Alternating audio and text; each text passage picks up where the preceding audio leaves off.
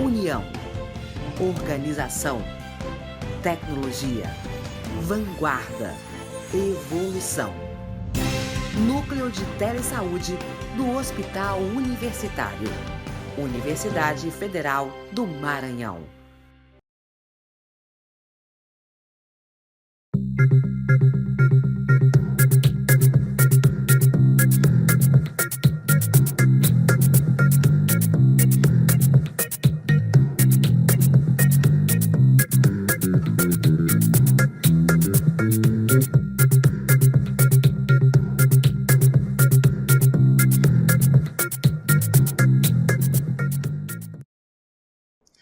Boa tarde, sejam muito bem-vindos à nossa web sobre novo financiamento da atenção primária em saúde. Meu nome é Jamerson, sou facilitador do Núcleo Telesaúde Maranhão.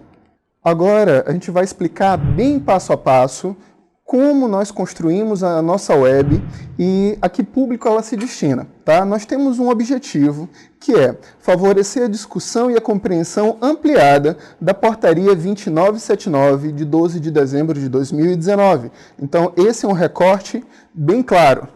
E o nosso público-alvo, qual é? Acadêmicos, professores, pesquisadores, profissionais de saúde e gestores. Então, a fala desta web, ela não é uma fala aberta e considerando todo o processo que está ocorrendo. Ela tem uma limitação, ela tem um recorte que é para leitura, discussão e compreensão do conteúdo desta portaria. Como eu já falei antes, nós temos algumas limitações que é natural da academia. Lembrando que o Telesaúde Maranhão, ele tem a finalidade de fortalecer a atenção primária. Então, acadêmicos, profissionais de saúde e gestores são todos muito bem-vindos à nossa discussão. Como esse tema ele não é simples, nós captamos essa fala do Carlos Felipe de Oliveira, 2018, que para problemas complexos não existem soluções simples. Dessa forma, nós respeitamos a complexidade do tema da dimensão do novo financiamento da atenção primária. Esse tema ele jamais se esgota somente em uma fala, somente em uma apresentação. O que nós faremos aqui é passear pela portaria, destacando pontos que chamam mais a atenção nesse processo e que geram maior quantidade de questionamentos. Por isso, a gente sempre vai repetir esse ponto. Nenhuma apresentação ela é superior à própria leitura da portaria. Então, por favor, quem ainda não leu completamente, é necessário ler. É uma portaria grande, tem 6 a 9 páginas. A redação dela, por ela carregar essa necessidade de trabalhar o financiamento, em alguns momentos percebemos uma redação mais densa. Por isso a necessidade de ter cada vez mais momentos de leitura e discussão. São momentos como esse que favorecem o enriquecimento da sua interpretação e o desenvolvimento, a elaboração de novos questionamentos. Mesmo com o recorte da Portaria 2979, é importante lembrar que, na mesma semana, foram lançadas 2 portarias, que é a 2984 de 11 de novembro e a 2983, também de 11 de novembro, que tratam do projeto Informatiza Brasil. Lembrando que este não é o foco da nossa web, mas estas 2 portarias lançam este programa em uma nova geração, uma nova dimensão do projeto de informatização das UBSs, agregando e repassando valores por equipe de saúde. Ok? É importante ler, é importante comentar, é importante pensar em como isso se adequa ao fortalecimento da APS e como essas 2 portarias se relacionam nesses novos desafios que estão aparecendo aos gestores, aos profissionais de saúde, aos acadêmicos que vão encontrar esse cenário em 2020, em 2021. Tá bom? Isso aqui a gente já falou, a gente sempre lembra, leiam. Nenhuma apresentação substitui uma boa leitura, tá bom? Então, quais são os pontos principais desta portaria? Nós elencamos, depois de acompanhar algumas discussões e também compartilhar esse material, nós elencamos alguns pontos e a gente vai passear por esses pontos, tá bom? Tudo bem? Por exemplo, qual a importância do novo financiamento, do cadastro para o novo financiamento, como descobrir a situação do seu município, quanto tempo para atualizar a sua base cadastral, como funcionará o novo financiamento, a pergunta que não quer calar, se o NASF acabou, as novas modalidades de bloqueio, também existe nessa portaria modalidades de suspensão, assim como novas interpretações sobre o crédito retroativo.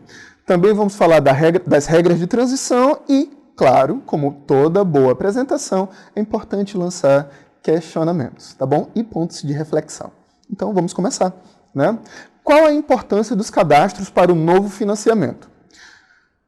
Os cadastros, que eles já são obrigação de cada equipe de atenção primária à saúde, vamos destacar a equipe de saúde da família e a AAP, é conhecer o território. Mas para essa nova proposta de financiamento, existem 3 possibilidades do município ter acesso a recurso. Então, uma boa base cadastral, ela favorece e fortalece o primeiro tipo de repasse, que é a captação ponderada. Mas quer dizer que basta aumentar o cadastro, que eu vou aumentar o meu recurso? Não. É necessário que o município conheça, primeiro, a tipologia do município. O que é isso? É a classificação que o Ministério da Saúde admitiu do IBGE, classificando em 5 categorias os municípios. Segundo, de acordo com esta tipologia, existem médias esperadas para as equipes de saúde da família e atenção primária. Terceiro, a base de cadastro. Da onde vem essa base de cadastro? Do sistema eSUS-AB, que ao enviar os dados para o Ministério da Saúde, ele é recebido na plataforma SIS-AB. E, quarto ponto, a partir da qualidade destas informações, do conteúdo destas informações, é classificado em população vulnerável e não vulnerável. A gente vai especificar todos esses pontos. A gente já falou que existem tipologias diferentes, não é isso? Categorias diferentes?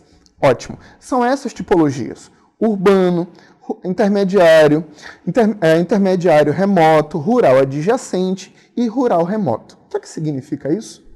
Essas categorias levaram em considerações uma série de fatores. Essa análise foi realizada pelo IBGE e, de acordo com esses extratos de município, o Ministério da Saúde estipulou uma média esperada para as equipes. Não é meta para cada uma das equipes. Por quê? Cada equipe trabalha com um território. Ou seja, cada território possui suas diferenças, suas peculiaridades. Mas antes de chegar nesse detalhamento, é importante destacar o seguinte: os maiores municípios têm as maiores metas, como os municípios considerados urbanos, a média esperada é de 4.000 pessoas, média, cadastradas por equipe. Intermediária adjacente já desce um pouco, para 2.750. Este mesmo valor se alinha com o intermediário remoto e rural adjacente. E o menor volume é dos municípios rural remoto. Tá? Então, esse texto, do que significa as tipologias, nós retiramos da nota técnica, da nota metodológica de cadastro, que está lá no portal SIS-AB. Tá? Então, é importante a gente levar em consideração e conhecer o que significa tipologia. Alguns municípios dizem, olha, o meu município está classificado como urbano, mas mesmo este município que está classificado como urbano, ele tem zona rural? Sim. Municípios classificados como urbano também têm zona rural. É importante entender o conceito de média. Média é a soma da população cadastrada em todas as suas equipes, total, dividido pelo número de equipes. Então, se eu tenho um município que é cadastrado como urbano, eu vou ter que somar toda a população cadastrada, dividir pelo número de equipes e ver se esse resultado se enquadra a partir de 4.000 pessoas. Tudo bem? Então, o que diz essa portaria, né? Quanto mais populoso o município, na verdade, esse texto é um resumo, tá? Quanto mais populoso o município, a classificação ela aumenta, então também aumenta a média esperada para as equipes tanto de saúde da família quanto de atenção primária. Mas as equipes de atenção primária, elas têm metas diferenciadas de acordo com a carga horária. 20, 30, 40, né? Então as metas são menores se a carga horária for menor. Essa web está sendo realizada para todo o Brasil, Aqui nós pegamos somente um exemplo do estado do Maranhão. É só para que as pessoas entendam que esta mudança de cenário não é só para os municípios do Maranhão, mas também para todo o Brasil. Só que vamos compreender um estado.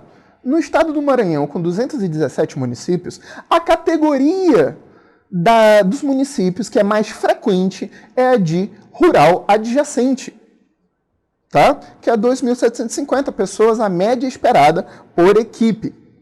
É muito importante que cada um que esteja assistindo essa web se permita se relacionar com essa portaria e questionar, entender. Nós não queremos somente induzir a interpretações, nem muito menos orientar comportamentos superficiais para obtenção de recurso. Não é esse o objetivo. Ainda no contexto do Maranhão, ao analisar os 217 municípios, verificamos que somente 4 dos 217 municípios já atingiram sua meta de acordo com a tipologia. 4, representando 1,84% do estado. Sim, isto representa que 98,16% do estado precisa se organizar no prazo que nós informaremos a seguir, para que a população como meta esteja devidamente cadastrada e que esse cadastro seja feito com qualidade. Tá? Então, é muito importante a gente diferenciar a ideia de meta e de média para que uma equipe que ficar abaixo da média ela não seja considerada como errada e nem que ela seja punida. A média, ela determina se o município atinge ou não aquele padrão esperado. Isso vai influenciar o primeiro tipo de repasse, a primeira modalidade, chamada captação ponderada. E aí, como é que eu vou saber como estão as minhas equipes? Quais são os canais que eu tenho à disposição? O primeiro portal que nós indicamos é o portal SysAB, que está dentro do eGestor. Você vai acessar no acesso restrito, então é necessário login e senha para que, ao acessar a página de cadastro, você tenha o acesso e o detalhamento da quantidade de pessoas cadastradas e o total delas no último quadrimestre. Já existe essa classificação no eGestor, ele já está dividido por quadrimestre, tá? E ele vai dar a meta por equipe, mas lembrando que é necessário saber da média esperada para todo o seu município. Tudo bem? E qual é a diferença entre o SysAB e olhar para a minha base local do eSUS? A base local do eSUS vai te permitir o detalhamento, o acesso por nome de quem está cadastrado. Mas a gente vai aprofundar essa discussão logo após, tá? Então, é importante lembrar que existe também outras possibilidades da gente dialogar com os municípios e saber como eles estão, até mesmo antes de olhar o SysAB. Tá? Mas o SysAB é o canal oficial, é a sua fonte de informação oficial, porque dela é que o Ministério vai analisar e calcular o recurso a ser trabalhado, o recurso a ser repassado na captação ponderada. A gente está lembrando que existe o portal de apoio à gestão do Conasems, tá? Que está nesse link, que é o www.portalgestãoconasems.net/b, já vai direto para essa página, onde você só vai ter que fazer 2 tabulações, estado e município, e toda esta página embaixo você vai ter acesso às várias categorias de informação. Qual é a tipologia do seu município, quantos cadastros você tem no momento, qual é a sua meta de cadastro total e qual é a meta de esforço, ou seja, cadastros novos que vocês vão ter que fazer. E se vocês rolarem a página para cima, vocês vão ter acesso a outras simulações de financiamento visando o ano de 2020. Então é muito importante lembrar que conhecer a tipologia do município, verifique a sua população cadastrada. Algumas pessoas têm muita dúvida em como chegar na população cadastrada, acham que é só olhar para a base local do eSUS e não é isso. Muitos municípios já tiveram uma série de problemas com o seu servidor do eSUS e não tem mais a base original que está lá no Ministério. Por exemplo, infelizmente isso é comum. O meu servidor deu problema, o HD queimou, o meu computador foi roubado, teve inundação, eu recebi um vírus e não tinha backup. E a pessoa nunca tinha feito cópias anteriores. Qual o problema? Ela perde essa base cadastrada que tinha antes somente no nível local. Mas se ela enviou para o Ministério, está lá. Ok? Então, conhecer a sua meta de cadastro e, caso haja necessidade de aumento dos seus cadastros, avalie a necessidade por equipe no relatório de cadastro do CISAB e relacione isso com sua base local. E quando for preparar as estratégias para o aumento dos seus cadastros, o que a gente pode levar em consideração? Primeiro, o que é que eu tenho que aumentar e o quanto eu tenho. Segundo, por favor, respeite a versão das fichas do eSUS e respeite a versão do sistema do eSUS. Trabalhar com ficha velha é igual a perder informação e algumas informações você nem sequer consegue lançar porque existem campos novos que não são contemplados nas fichas anteriores. É trabalho jogado fora.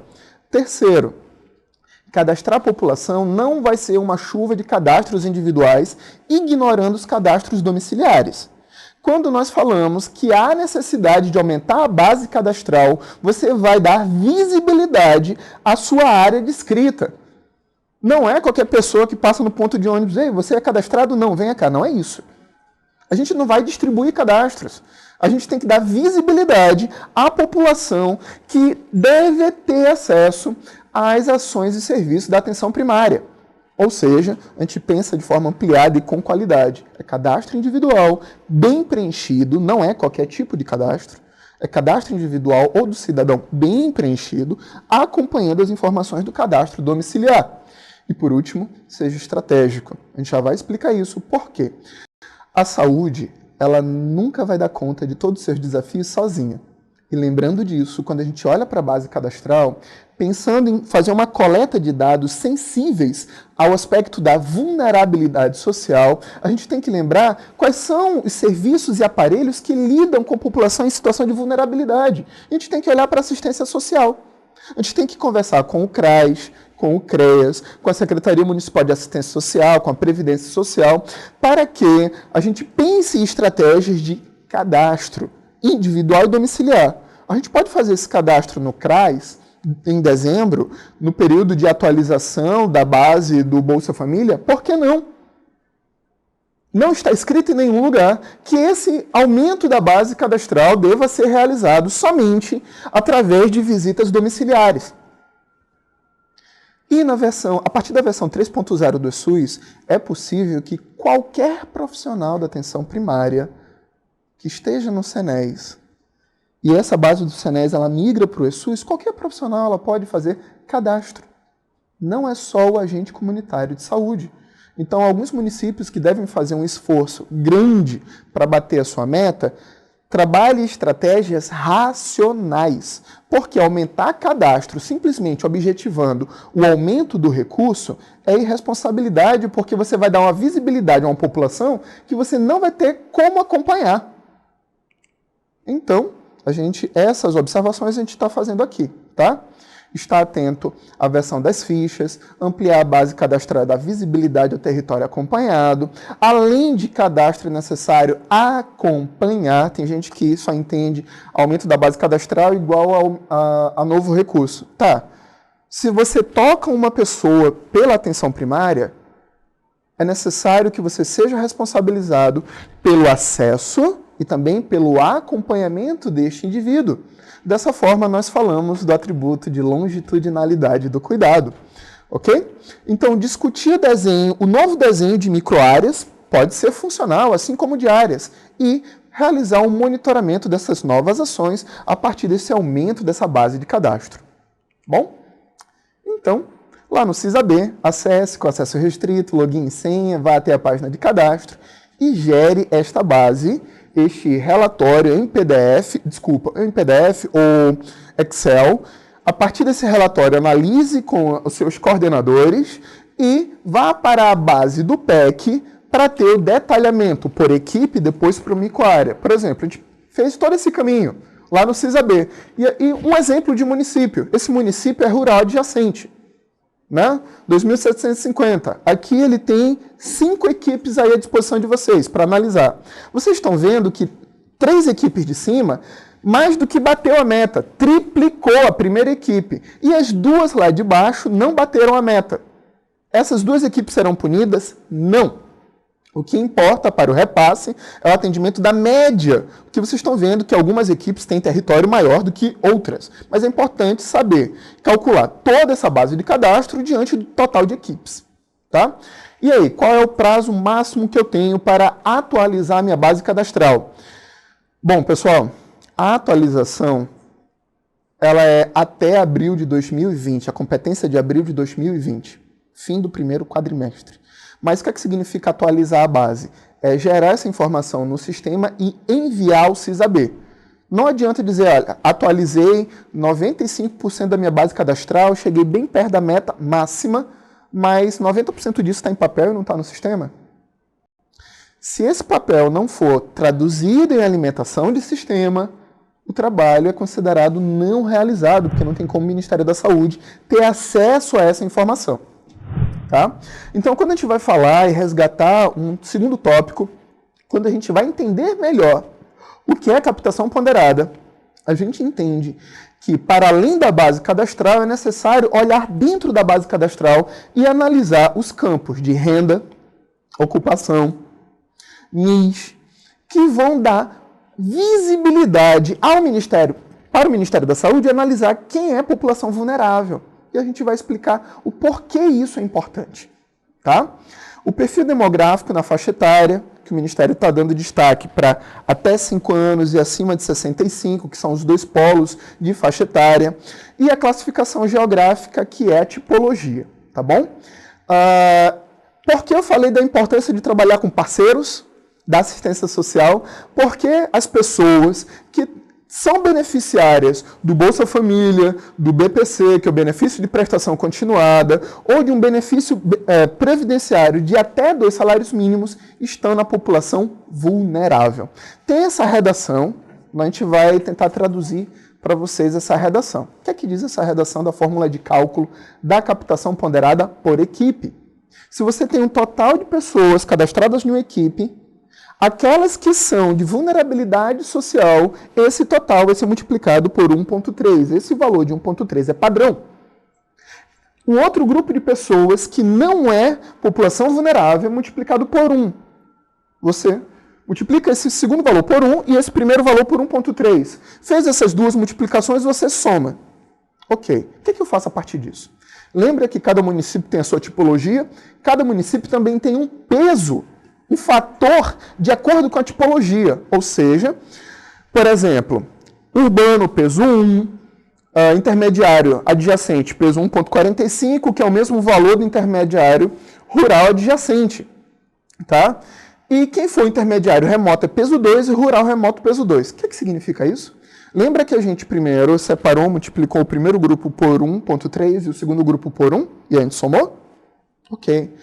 O resultado dessa soma a gente vai multiplicar por um desses pesos. Tá? Vamos traduzir isso em um exemplo para ficar mais leve, mais fácil. Tá? Vamos pensar que um município categoria urbana, que é tipo 1, tem exatamente 4.000 pessoas cadastradas. Dessas 4.000 pessoas cadastradas nessa área, se verificou que 2.600 pessoas têm o perfil de vulnerabilidade. Ótimo. Ou seja, 1.400 pessoas não têm perfil de vulnerabilidade. Então, 2.600 pessoas vai ser multiplicada por 1,3, que dá 3.380. E 1.400 vezes 1. Lembra que é o pessoal que é sem vulnerabilidade? Ótimo. Somou os dois, deu 4.780 e multiplicou pelo peso do município, que nesse caso é urbano, que é peso 1. Então, de acordo com o desenho dessa portaria, se essa equipe for saúde da família, ela vai receber mês em captação ponderada, tende a receber um valor médio de R$ 4.780, e esse valor, de acordo com a portaria, será recalculado de 4 em 4 meses. Por isso, a gente está fazendo todo esse movimento de aumento de base, qualidade de informação, para quê? É importante lembrar vocês que toda essa caminhada que veio do ESUS desde 2013 até aqui, um dos campos menos preenchidos pelos municípios era renda e ocupação. O ACS, ao chegar na casa da pessoa, parece que ele estava indo ali fazer uma cobrança, com medo da situação vexatória, com medo de ser expulso da casa da pessoa, achando que era alguém que iria investigar quem recebia o bloqueio. Se falasse em renda, vou perder meu Bolsa Família. E aí muitos municípios criaram a cultura de fazer cadastro individual e nem perguntava mais essa informação, já pulava. E essa informação ela foi digitada e foi enviada ao Ministério da Saúde. Eu posso ter uma casa cheia de pessoas em situação de vulnerabilidade, mas sem essa informação. Como é que o Ministério da Saúde vai entender que aquela mega população que está ali é vulnerabilidade se essa informação não consta nas fichas? E mesmo que você atualize as fichas, você nunca tocou nesse campo. Gente, o maior peso de cálculo da população cadastrada para captação ponderada é a população vulnerável. Então é necessário pensar em aumentar o cadastro, mas também atualizar aquilo que já está cadastrado. Porque as informações elas são mutáveis. Se a gente somente pensar em aumentar e não na responsabilidade de qualificar a base que você já tem, tu vai ter um valor calculado para baixo, tu vai deixar de ganhar dinheiro. Tá? Então, aí a gente já explicou a captação ponderada. É o primeiro item. Esse valor é repassado mês a mês no bloco de custeio.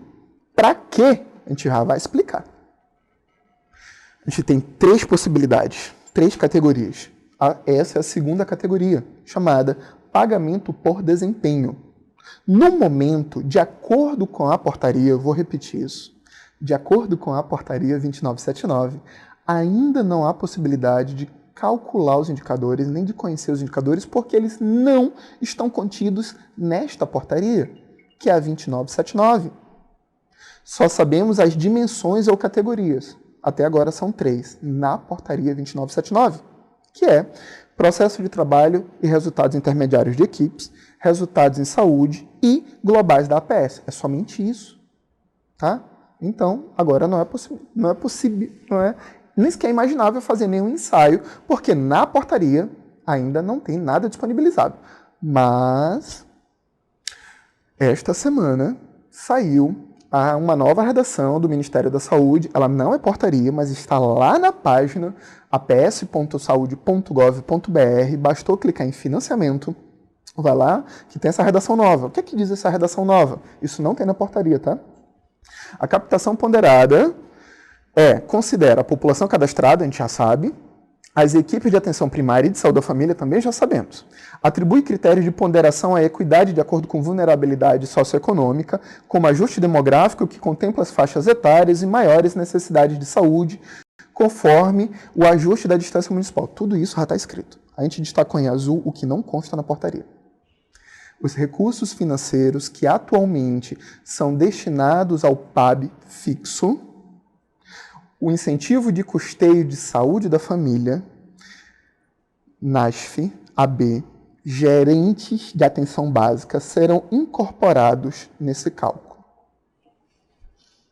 É importante a gente ler, respirar e entender que, apesar dessa redação não conter na portaria, é um texto que está na página do Ministério da Saúde, que sinaliza que o financiamento tanto da saúde da família quanto do NASF, todo mundo só pensou no NASF, né? Saúde da família, também a sua base de financiamento está aí, na captação ponderada. Mas ela não é a única tipo de repasse. A gente acabou de falar que já tem 2, né?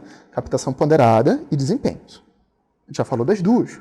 Vamos pensar em falar da terceira agora. Tá? Então esse é o terceiro tipo. Bom, o que é que dá essa lista aí de 17 itens? São os itens que ainda serão pagos conforme a normativa vigente. O que é a normativa vigente? São as normas específicas de cada um desses itens.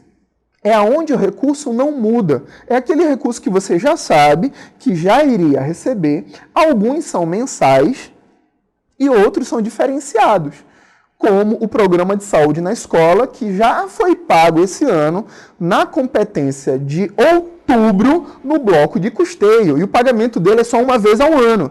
Então, se o PSE continua, O próximo pagamento será em 2020, também uma vez, ok? Então é necessário que a gente entenda, por exemplo, que a saúde bucal não mudou. Mudou para o cálculo para o financiamento da saúde da família, no que se refere à captação ponderada. Mas a saúde bucal vai ter cálculo de remuneração por desempenho? Sim. Vamos entender isso? Vamos ficar agora um pouco mais calmo. É claro que os programas novos, como Saúde na Hora, aí a gente tem que entender, porque isso não está escrito na portaria. O Saúde na Hora, ele aumenta o financiamento da equipe de saúde, que ela vai trabalhar com carga horária ampliada, numa UBS, que ela vai ser mais fortalecida, com prontuário eletrônico, além de laboratório. E que tem que funcionar com pelo menos de 2 a 3 equipes. E aí tem um financiamento específico, ela tem uma portaria específica, ela é bem nova. Então, para estas equipes que estão aí dentro, de acordo com a redação da portaria 2979, o valor não é alterado. Para quem não é saúde na hora, a gente tem que se preocupar tanto com captação ponderada quanto remuneração por desempenho. E aí todo mundo que estava se preocupando somente com o NASF. Não há menção nesta portaria do termo equipe núcleo ampliado de atenção básica. Ela não está nas ações estratégicas. Mas vocês viram que, mesmo fora da portaria, a gente só fez esse adendo porque o texto do Ministério da Saúde citou a portaria. No site do Ministério, então não foi blog, não foi fonte não oficial, e ela está de acesso público. Então, até o momento, a gente viu que o NASF ele não tem redação como excluído. Mas lá no portal do Ministério acabou de ser mencionado que o recurso para o município bancar a equipe NASF e as equipes de saúde da família já tem uma fonte. Tanto captação ponderada, que lá o texto é captação ponderada, e ainda tem o recurso da remuneração por desempenho. Tá? E quais são as regras de repasse para as ações estratégicas? São as mesmas das portarias de origem. Onde é que está dizendo isso? A própria portaria. Olha, parágrafo único. As transferências financeiras observarão as regras previstas nas normas vigentes que regulamentam a organização, funcionamento, financiamento das respectivas ações e programas e estratégias. Tá bom? A gente não pode falar somente de repasse de recurso. Se existe repasse, existe responsabilidade sobre ele. Ou seja, se você não cumprir, existe a possibilidade da suspensão. Quais são as novidades? Bom, o artigo 12º, item I, ele traz uma redação que a gente faz uma pergunta, né? Porque o que é que ele fala? No caso da captação ponderada, no caso de irregularidades, o incentivo financeiro de captação ponderada será suspenso de acordo com o dispositivo na PNAB. Pessoal, a gente faz essa pergunta porque a PNAB ela é de 2017, ela não tem o texto da captação ponderada. Mas é necessário que a gente entenda o que é regularidade para a PNAB e entender que se as equipes não respeitarem o que está disposto lá, o primeiro tipo de bloqueio é da captação ponderada. Então já existe uma categoria nisso, né? Que da onde vem aparentemente o maior volume de recursos. Mas tem mais coisas, tá bom? A suspensão do que trata este capítulo, né, ela será aplicada proporcionalmente à irregularidade praticada por cada tipo de saúde da família ou equipe de atenção primária. E, para fim de suspensão do que trata esse artigo, ele fala da captação ponderada, não será considerada a ausência de envio de produção. Vamos tentar entender. Captação ponderada tem a ver com cadastro, não tem a ver com visita, atendimento, procedimento e atividade coletiva. Tem a ver com cadastro. Então, mesmo que a equipe não produza, ela não é suspensa a captação ponderada. Então, essa fragilidade não casa com a captação ponderada, tá bom? Mas sim as irregularidades das equipes já previstas na PNAB. E quais são as possibilidades de suspensão, né? São parciais. Isso é novo, isso a gente tem que ler. Se tiver dúvida, talvez vai gerar não entendimento. Então, essa é a primeira web. É necessário que a gente discuta, enriqueça ela com outras leituras, tá bom? Então, existem 3 categorias de bloqueio. 25% quando, durante 60 dias, faltar o técnico de enfermagem ou saúde bucal ou agente comunitário de saúde no SENES naquela equipe. 50% caso falte ou o médico ou o enfermeiro na equipe. Na regra anterior, se faltasse o médico por mais de 60 dias, toda a equipe era bloqueada. Agora são 50%. E 100% quando existem 3 possibilidades. Médico e enfermeiro juntos, ou ausência total da equipe de saúde da família, ou for verificado algum dano maior, por exemplo, algum processo gerado por instituições de controle que verifiquem dano ao erário, né, como fraudes e outras possibilidades. Tá? Então, captação ponderada a gente já viu que, de acordo com a regra da PNAB, as ações estratégicas, e a remuneração por desempenho fica mais fácil, né? Porque como é indicador, se tu não tiver produção, tu não bate indicador. Ok? Lembrando que o recálculo dos indicadores só é feito a cada 4 meses. É que nem o cálculo da captação ponderada. Então existe ainda uma pergunta se existe o fim do crédito retroativo. A gente vai resumir isso. Se o erro for comprovado do município, não vai ter crédito retroativo. Se o erro for do município, não tem crédito retroativo, não tem acesso. Mas se após verificação, se encontra que a responsabilidade do erro for do Ministério ou de outro ente, existe possibilidade de pedir crédito retroativo. É muito importante a gente entender isso. E as regras de transição? Todos os municípios vão entrar no novo financiamento a partir de 1º de janeiro de 2020. Todos. Bom, as 4 primeiras competências, que é de 1º de abril, eles vão estar analisando a captação ponderada, para daí saber o valor para o próximo quadrimestre. Segundo, para a remuneração por desempenho, são 2 quadrimestres. Ou seja, na 8ª competência, a partir de agosto, a gente vai ver os resultados, aí sim, dos indicadores que ainda serão lançados em portaria e como serão calculados, qual é a base de informação e qual o valor agregado a eles por equipe. Bom, o incentivo financeiro equivalente aos parâmetros da portaria funcionarão a partir do dia 1º. E assim, os municípios que já analisados podem ter redução ou perda financeira diante dessa nova proposta, que é uma 2ª categoria, receberão durante 12 meses o valor maior de custeio do ano de 2019, que é o que nós estamos. Fora que o raciocínio do PAB fixo foi desconstruído, né? A total da população, você vai calcular vezes 5,95 para ter ideia do seu novo valor, e este valor você vai dividir por 12. E esse valor por 12 avos, você vai receber todo mês. Então, é uma nova conversa sobre PAB fixo. A gente não vai aprofundar ela no momento, tá? Porque ainda precisa de mais coisa para a gente entender isso, tá? E finalizando, é a partir do dia 1º de janeiro de 2020. Vamos lá para o ponto de reflexão, que a gente está doido para ir para o debate, as perguntas estão chegando, tá? Pergunta para você, participante. Será que a base de cadastro do seu município possui qualidade referente à renda e ocupação? A gente fala isso por causa da preocupação com a captação ponderada. Mas já pensou a qualidade do seu cadastro na parte de trás, quem trabalha com ficha, sobre o questionário autorreferido de saúde?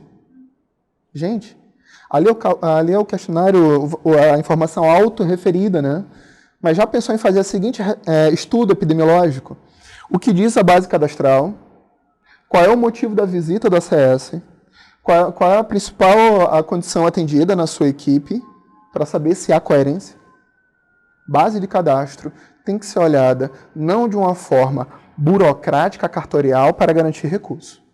Quem trabalha fazendo atenção primária tem que olhar para os dados e dar significado aos dados para entender a realidade do território, e a equipe de saúde, a partir desse estudo, desse diálogo com os dados, tem que entender quais são os riscos, quais são os agravos, quais são as possibilidades, quais são as prioridades, quais são as emergências, para a partir daí fazer a oferta de serviços de acordo com o território. É dessa forma que se faz a atenção primária. Não é pensando em melhorar os serviços somente pela oferta de atendimentos e procedimentos. Segundo item, existe uma limitação técnica, isso é real, que os municípios ainda não têm acesso ao detalhamento da base de cadastro do SIS-AB, ou seja, da base que já está no Ministério da Saúde. Então, no momento, não há como conhecer quais são os cadastros que já estão lá nominalmente, porque eu posso ter mais de um cadastro desta pessoa desde que eu tenha mais de um cartão de saúde. Então, é necessário se preocupar com essa base que já está lá no Ministério, que a gente ainda não tem acesso. Terceiro ponto, né? Qual é a utilidade de uma base cadastral aumentada somente para recursos? Vírgula. Interrogação, né? A qualidade da informação, ela não deve ser somente olhada pela categoria dos cadastros. É necessário que a gente pense também, que a gente já vai pensar na remuneração por desempenho, como é que está a coerência do preenchimento dos atendimentos, procedimentos individuais e das atividades coletivas. A gente jamais pode dizer que a equipe não produz. Muitas vezes o que temos é uma baixa qualidade de registro e, pior ainda, a alimentação do sistema e uma irregular envio de dados para o Ministério da Saúde. Próximo ponto. Atenção ao funcionamento de cada equipe. Neste momento, a maior preocupação é com o financiamento, porque a portaria diz isso, né? Financiamento. Mas financiamento também se relaciona com várias outras coisas, com aspectos logísticos, mas também com o funcionamento da equipe. Então, por isso, a gente já vai para a próxima pergunta. Será que o processo de atenção primária, o processo de trabalho na APS, será que ele vai mudar? Qual será o comportamento dessa equipe em 2020, 2021, 2022, 2023, que tem que se preocupar com cadastro e indicador de desempenho para se pagar? Que é a partir disso é que a equipe se torna rentável e sustentável. Já pensou nisso? Hoje, se uma equipe entregar 10 atendimentos, ela ainda recebe todo o valor cheio, 10.695 tipo 1. Agora, se ela entregar 10 atendimentos e a base dela de cadastro não tiver boa, esse valor ele não existe. Qual será a compreensão disso e como é que isso influi na organização da agenda, até mesmo no tempo de consulta, na qualidade desta consulta, diante da preocupação de ser sustentável, de ser rentável? E qual será o impacto desta portaria na escrita da Política Nacional de Atenção Básica? Não podemos afirmar que ela foi lançada agora, há menos de um mês. Podemos pensar em conjecturas, tá? E até que ponto este novo financiamento não implicará numa nova atenção primária em saúde, até mesmo no novo regime de processo de cuidado ofertado à população brasileira? Essa pergunta fica para você, tá bom? Então, nesse momento, a gente agradece a todos.